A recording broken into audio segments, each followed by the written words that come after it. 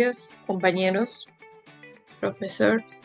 Voy a hablar sobre los conceptos básicos, se puede decir, de la termodinámica, que venían a ser 6, el cual es el sistema, el entorno, el calor, el trabajo, la energía interna y la primera ley de la termodinámica. Nos dice en el sistema que es un conjunto de materia o región del espacio que vamos a elegir para estudiar. Se dice que es a la parte específica que vamos a analizar, el cual se le llama un proceso termodinámico. Ya puede ser un volumen de gas, un recipiente o cualquier porción de la materia. Todo esto es lo que ocurre energéticamente, lo que vamos a analizar dentro de ese sistema. El entorno es todo lo que al sistema le rodea y lo que puede interactuar con él. Es importante porque el sistema puede intercambiar energía, puede cambiar energía con ese entorno y pues nada ocurre como algo que sea aislado y muchos cambios dentro del sistema dependen de esa interacción que se realice entre el sistema y el entorno. El calor, como vemos que el calor es representado con una letra Q. Esto es una forma de energía. Su forma de energía se transfiere debido a una diferencia de temperatura. Esto siempre fluye del cuerpo más caliente al más frío.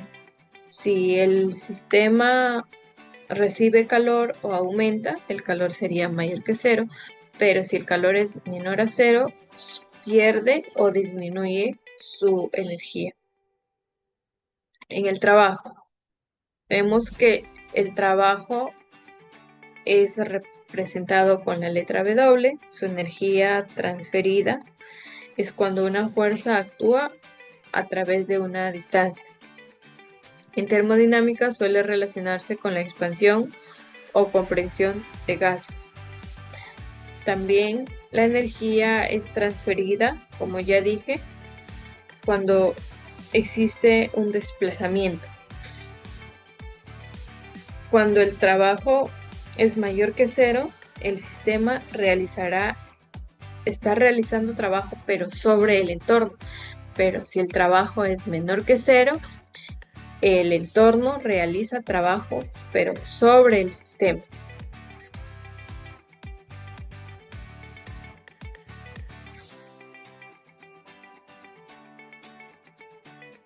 Tenemos la energía interna, lo cual esta energía en total es la que contiene las moléculas dentro del sistema.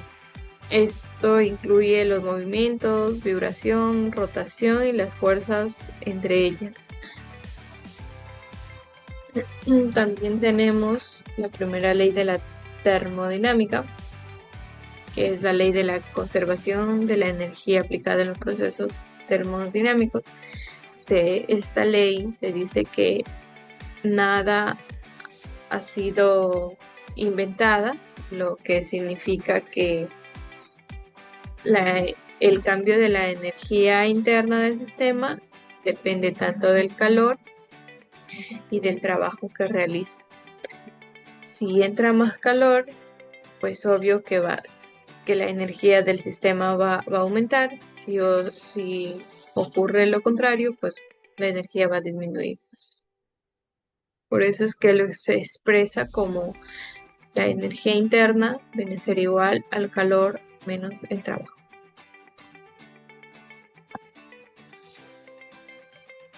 Un proceso es isotérmico cuando la temperatura del sistema permanece constante. En este caso, el trabajo realizado por el gas se relaciona directamente con el calor transferido.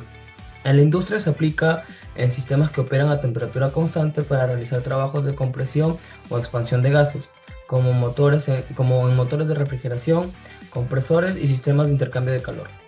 La fórmula que vamos a utilizar es trabajo es igual al número de moles por la constante por la temperatura absoluta, que sería constante, por el logaritmo natural del volumen final sobre el volumen inicial. Pasamos a realizar un ejemplo. En el ejemplo tenemos que un mol de gas se expande isotérmicamente desde 1 litro hasta 4 litros a una temperatura constante de 300 Kelvin. Calcular el trabajo. Bien, con respecto a la fórmula que vimos anteriormente, solamente sería reemplazar. Trabajo va a ser igual a un mol por la constante. En este caso vamos a tomar el valor de 8,314 joules sobre mol Kelvin por 300 Kelvin por el logaritmo natural de 4. Y teniendo así como resultado negativo 3.457,695 joules.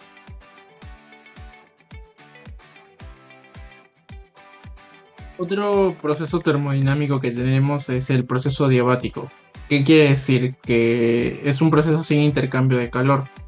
Como definición tenemos que este es un proceso termodinámico, como ya mencioné, donde no hay transferencia de calor hacia o desde el sistema. ¿Esto qué quiere decir? Que la variación del calor pues obviamente va a ser igual a cero. Entonces, como no entra ni sale calor, todo el cambio en la energía interna del sistema se debe exclusivamente al trabajo realizado. Es decir, en un proceso adiabático no existe transferencia de calor, pero sí transferencia de trabajo. Como fórmulas tenemos puesto dos que van a tener concordancia con el ejercicio propuesto más adelante. La primera es la relación del estado adiabático, que la fórmula es presión 1 por volumen 1 elevado a gamma es igual a presión 2 por volumen 2 elevado a gamma. En este caso, ¿qué es gamma? Es el coeficiente adiabático que en los gases ideales es igual a 1,4. Y también tenemos la ecuación de trabajo para los gases ideales en procesos adiabáticos, que es igual a trabajo es igual a presión 1 por volumen 1 menos presión 2 por volumen 2 sobre gamma menos 1. También tenemos que ese proceso adiabático se encuentra obviamente en las industrias. ¿Y de qué forma? Por ejemplo, tenemos en la industria automotriz, en los motores de combustión interna, el cual está dentro de los cilindros del motor de un coche.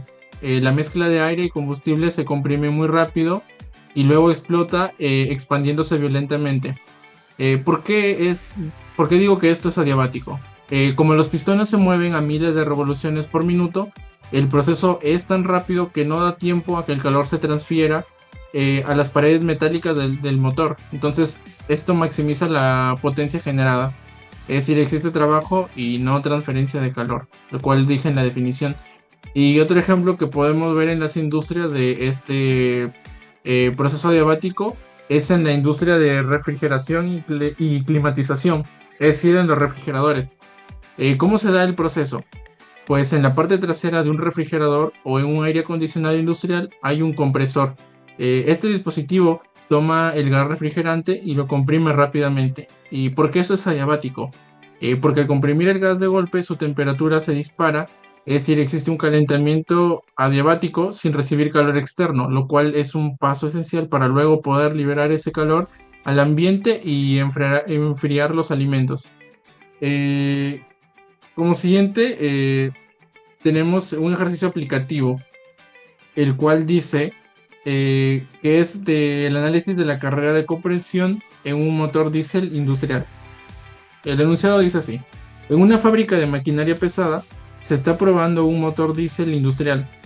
En la fase de compresión, el pistón comprime aire que se comporta como gas ideal con el coeficiente adiabático igual a 1,4, como ya he dicho, que se da en los gases ideales. Entonces dice que esto pasa dentro del cilindro. Nos dan como datos que el volumen inicial del cilindro, o sea, cuando el pistón está abajo, es de 0,8 litros. Sí, sería el volumen 1. La presión inicial del aire es de 100.000 pascales. Cuando el volumen es 1, la presión es igual a 100.000, o sea, la presión 1 es 100.000 pascales. No. ¿Qué más dicen? El pistón sube muy rápido, es decir, se produce un proceso adiabático hasta reducir el volumen a 0,05 litros en el volumen 2. Entonces, ¿qué nos piden? Calcular la presión final, P sub 2, que debe soportar la cámara de combustión y el trabajo mecánico consumido por el motor para realizar dicha compresión. Pues para el P sub 2, o sea, para la presión final, vamos a utilizar la forma de la relación del estado adiabático, como ya mencioné, Entonces podríamos reemplazar, queremos hallar la presión final, va a ser igual a la presión inicial por el volumen 1 sobre el volumen 2 elevado al coeficiente adiabático. Pues ya tenemos los datos de la presión 2, que es 100.000 pascales. Esto lo podemos multiplicar por 0,8 litros entre 0,05 litros elevado a la 1,4. Entonces los litros se van a simplificar y solamente me va a quedar parte numérica multiplicado por la unidad de la presión, que en este caso serían los pascales. Entonces tendríamos 100.000 pascales por 48,5, que eso nos da igual a 4.850.000 pascales, y convirtiendo esto a megapascales sería 4,85 megapascales, nos daría la presión final. Para hallar el cálculo del trabajo de comprensión, tenemos igual que el trabajo es igual a la presión 1 por el volumen 1 menos la presión 2 por el volumen 2 entre el coeficiente adiabático menos 1.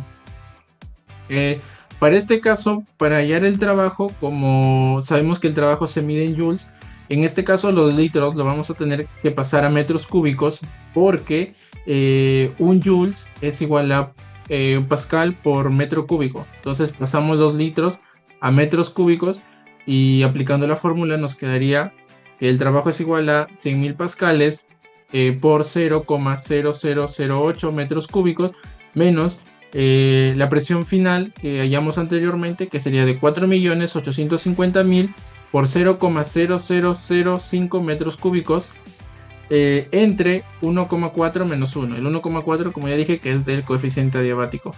Entonces el trabajo sería negativo 162,5 pascales por metros cúbicos entre 0,4, y eso me da igual a un trabajo negativo de 406,25 joules. Muchas gracias. Ahora pasamos con el proceso isocórico, o también llamado proceso isovolumétrico. Es un proceso termodinámico donde todas las variables pueden cambiar excepto el volumen. En este proceso tenemos que el cambio de calor es igual al cambio de la energía interna, ya que, por ejemplo, cuando estamos en la cocina usando una olla a presión, como estas ollas se mantienen cerradas, al momento de calentarlas aumenta la temperatura y la presión, pero a pesar de eso, el volumen de la olla se mantiene igual, ya que siempre será el mismo. Vamos a ver el proceso isobárico. ¿Cuándo decimos que es un proceso isobárico? Cuando la presión del sistema permanece constante durante todo el cambio. Esto significa que el volumen puede cambiar, la temperatura puede cambiar, pero la presión no varía. Tal y como se observa en la gráfica, podemos observar que la presión se mantiene constante. Este proceso se puede definir con la siguiente fórmula, donde el trabajo es igual a la presión por el incremento delta del volumen.